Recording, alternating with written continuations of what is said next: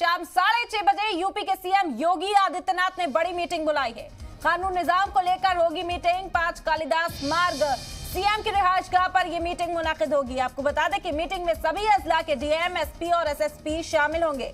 तो बेहद अहम खबर इस वक्त लखनऊ से आप तक पहुंचा रहे हैं। शाम 6:30 बजे योगी आदित्यनाथ ने बड़ी मीटिंग बुलाई है। आपको बता दें कि कानून निजाम को लेकर यह अहम मीटिंग होने वाली है 5 कालिदास मार्ग सीएम की रिहायशगाह पर। और इस मीटिंग में डीएम, एसपी और एसएसपी शामिल होंगे सभी अजला के।